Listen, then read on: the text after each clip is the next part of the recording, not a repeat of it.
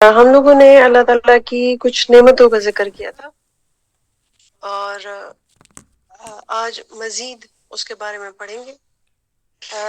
بہت تفصیل میں جائیں گے تو ہر نعمت اتنی اس کے بے بہا بے پناہ فوائد ہیں کہ کلاسز ختم ہو جائیں گی لیکن اللہ تعالیٰ کی دی ہوئی نعمتیں ختم نہیں ہوں گی۔ تو ہم مختصراً چیدہ موٹی موٹی چیزیں پڑھ لیں گے، ٹھیک ہے؟ اچھا، ہم لوگوں نے اس میں پچھلی دفعہ بی اے ہاورڈ کی کتاب کا میں نے آپ کو حوالہ دیا تھا کہ کیمیکلی اگر دیکھا جائے یا پراپرٹیز وائز دیکھا جائے تو انسان جو ہے وہ صرف $8 سے $12 کے بیچ میں سے مل کے کا مجموعہ ہے۔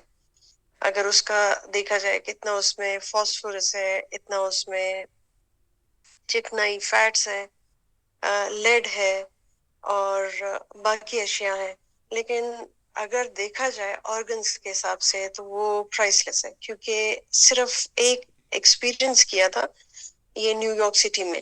انہوں نے دماغ بنایا تھا، انسانی دماغ، اور اس کو سپلائی دینے کے لیے انہوں نے اس پورے اسٹیٹ کی 2 hours کی بجلی بند کرنی پڑی تھی اس مائنڈ کو سپلائی دینے کے لیے، اس برین کو، لیکن وہ اس طرح سے آپٹیمم طریقے سے نہیں چلا جس طرح سے ہمارا ہیومن برین کام کرتا ہے۔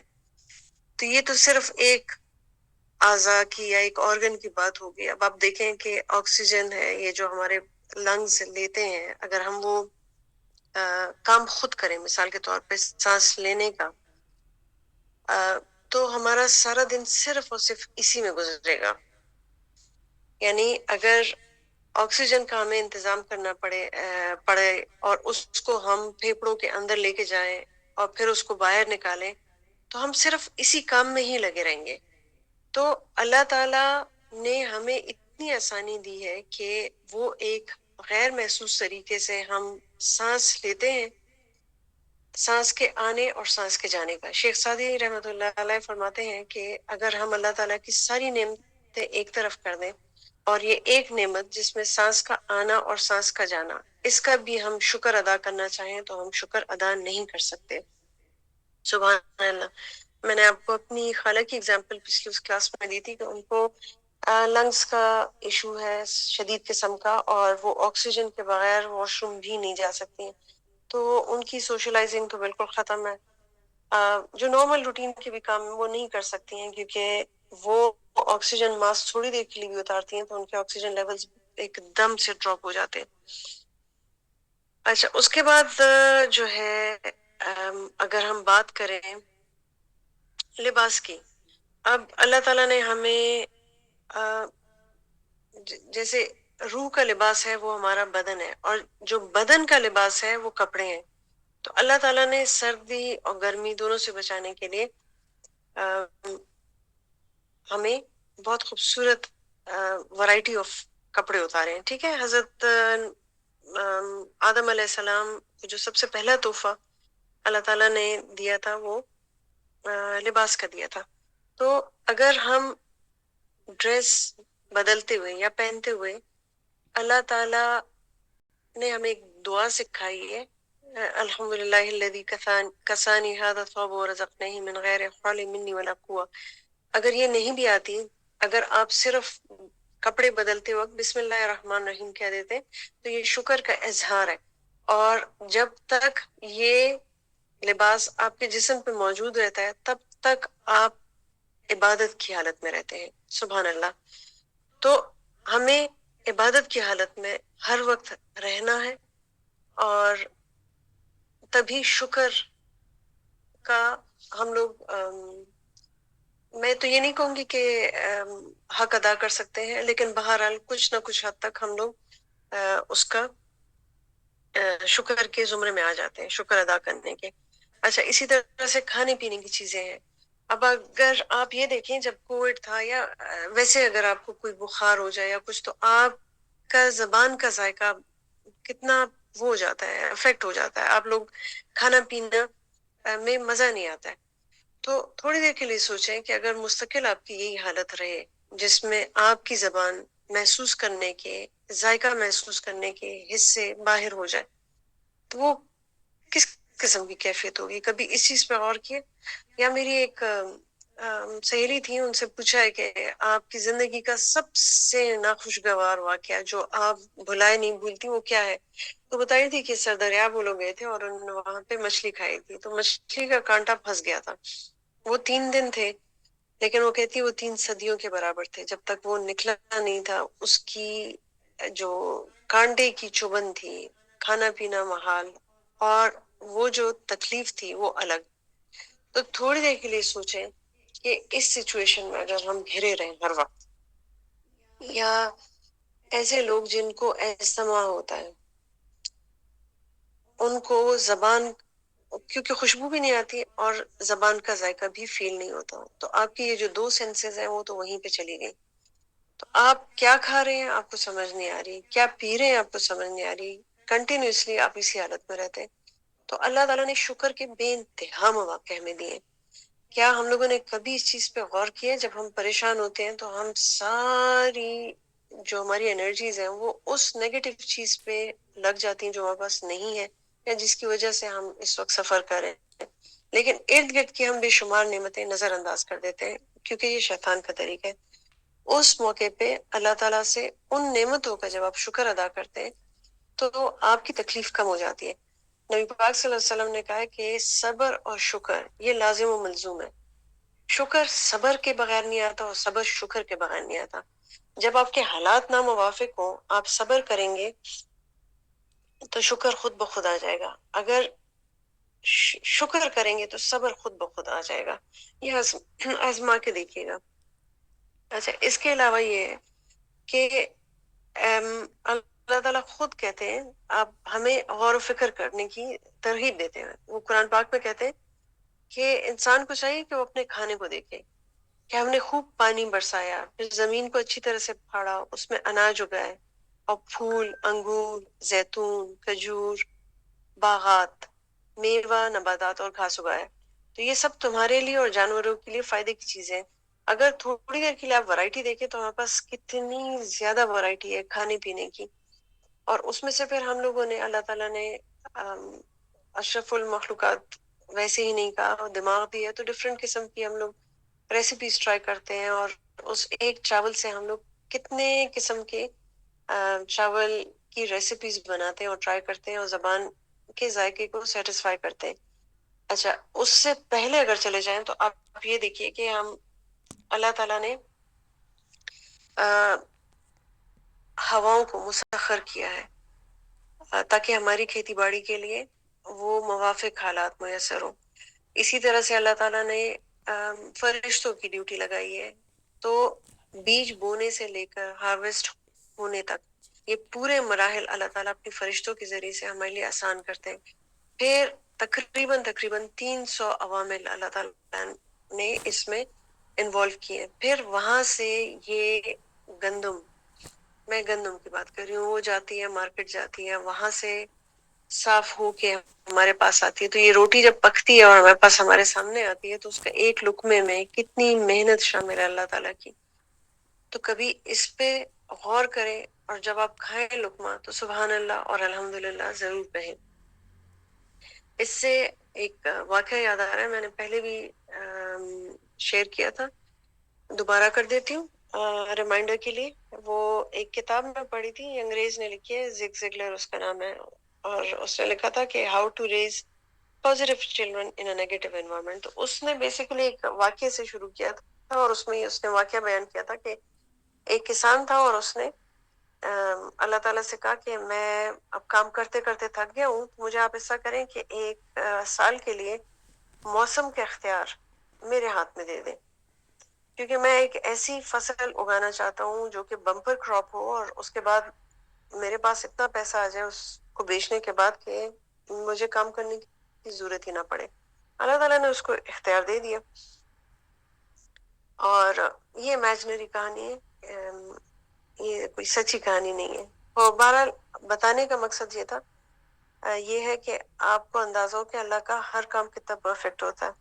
خیر، اس کسان کو اللہ تعالیٰ نے اختیار دیا، تو اس نے جب بیج وغیرہ اگائے تو اپنی مرضی سے وہ سورج لاتا، جب موسم کے لیے فصل کے لیے موافق ہوتا تو اس پہ بارش برساتا اور سال کے آخر میں فصل تیار ہو گئی. لیکن کیا وہ بمپر کراپ تھی؟ نہیں، بالکل بھی نہیں. وہ ڈیزاسٹر تھی. اس کی وجہ یہ تھی کہ ونڈ چلی ہی نہیں، یعنی ہوا نہیں چلائی. جو بھی یہ کھیتی باڑی یا باغبانی یا اس میں تھوڑا سی بھی دلچسپی رکھتا ہے تو اس کو یہ پتا ہوگا کہ کراس پالینیشن کے لیے ہوا کا ہونا کتنا زیادہ ضروری ہے. تو وہ نہیں تھی. اس کی وجہ سے جو اس کی فصل تھی وہ تباہ ہوئی. تو اللہ تعالی ہمارے ہر کام میں ہماری مدد کرتے ہیں. اس کی مدد کے بغیر ہم اس دنیا میں سانس بھی نہیں لے سکتے. تو ہر لمحہ جو گزرتا ہے وہ شکر کا لمحہ ہے.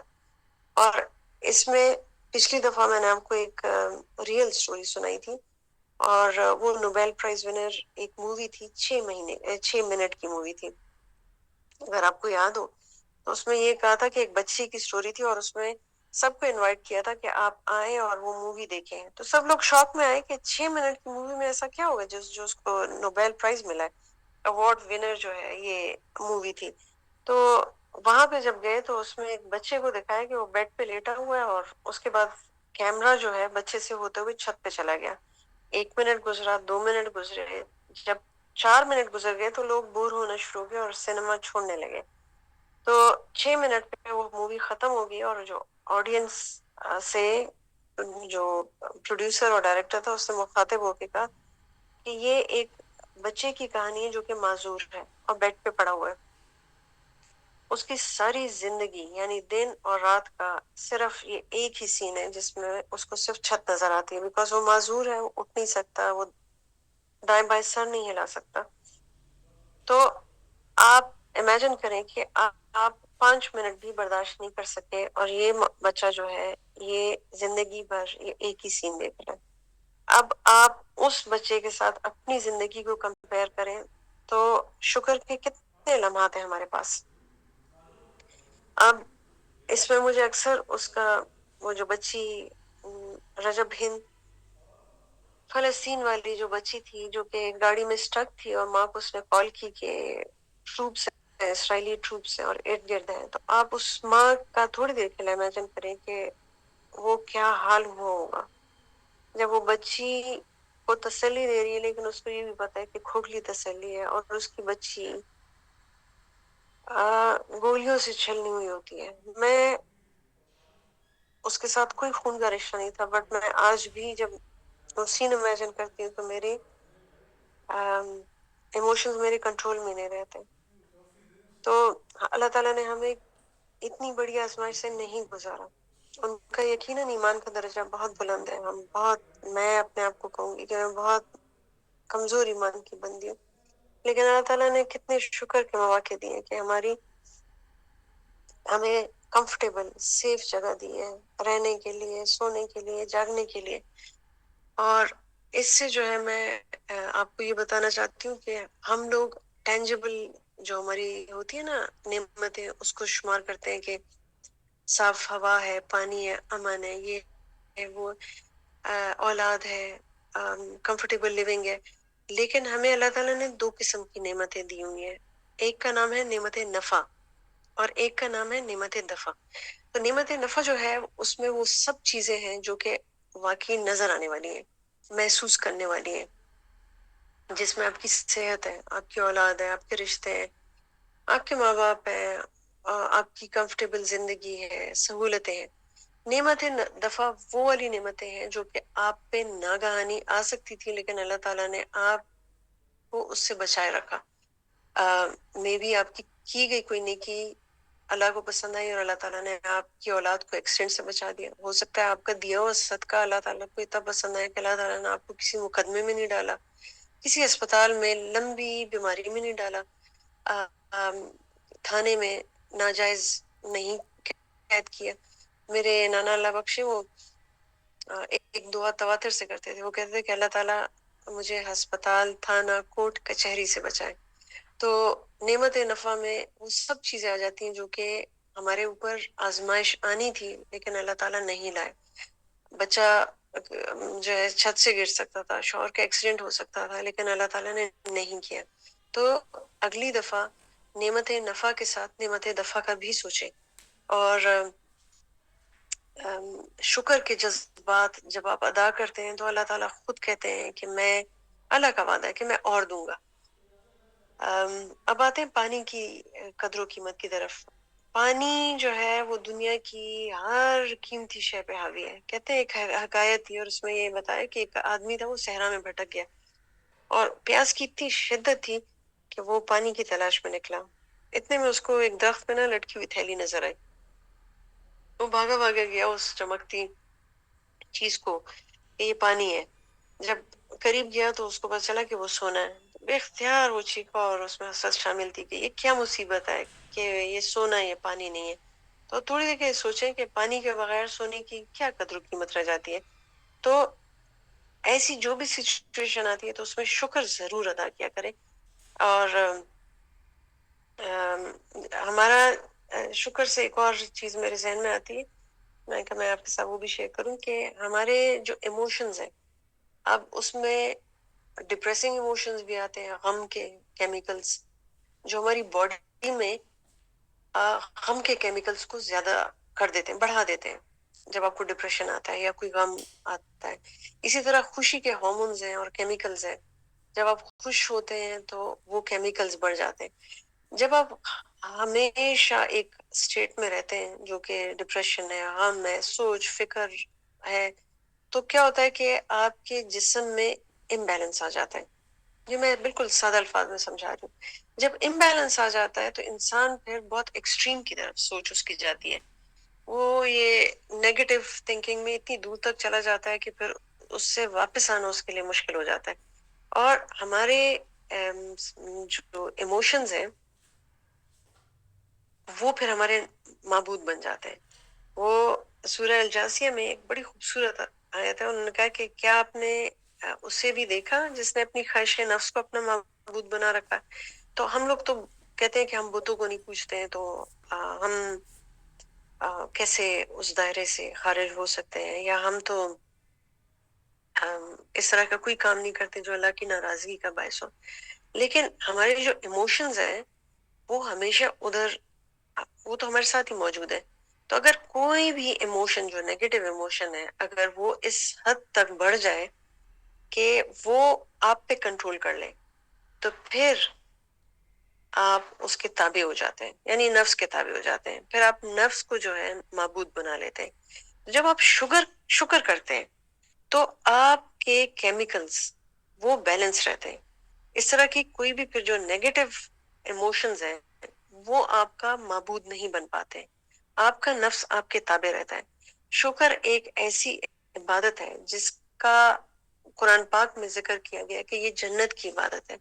وہاں پہ جو جنتی ہوں گے وہ یہی شکر کی عبادت کریں گے. اس میں ایک بڑی خوبصورت ایک واقعہ جو مجھے وہ بیان کرتی ہوں، لیکن اس سے پہلے یہ بتا دوں کہ اللہ تعالیٰ نے داؤد علیہ السلام سے کہا تھا کہ لوگوں کے سامنے میرے انعامات اور احسانات بیان کرو، کیونکہ دل جو ہے وہ اسی کی محبت میں پروان چڑھتے ہیں جو ان کے ساتھ اچھا معاملہ کرتے ہیں. اور سیدنا محمد رسول اللہ صلی اللہ علیہ وسلم وہ بھی کہتے تھے جب کہ لوگوں اللہ سے دل کی گہرائیوں سے محبت کرو، اس لیے کہ تم صبح و شام اس کی نعمتوں سے فیض یاب ہوتے ہو. یہ شیخ عبد القادر جیلانی کا واقعہ ہے کہ وہ آپ کو پتا ہوگا کہ وہ بہت بڑے تاجر تھے اور بہت امیر تھے. تو ایک آدمی ان کی خدمت میں عرض ہوا اور اس نے کہا کہ میں بیعت کرنا چاہتا ہوں، لیکن وہ خاموشی سے ایک سائڈ پہ بیٹھا رہا. تو کہ موقع ملے گا سلام دعا کے بعد وہ بیٹھ گیا، تو کہ میں ان سے بیعت کی بات کروں گا. تو اتنے میں ایک آدمی آیا اور اس نے شیخ عبد القادر جیلانی سے کہا کہ آپ کا جو جہاز ہے جو کہ سفری جہاز تھا، بحری جہاز، اور وہ جو بزنس کا جو سامان ہوتا ہے اور وہ اشیاء خرد و نوش سے بھرا ہوا تھا، اور انہوں نے کہا کہ وہ ڈوب گیا.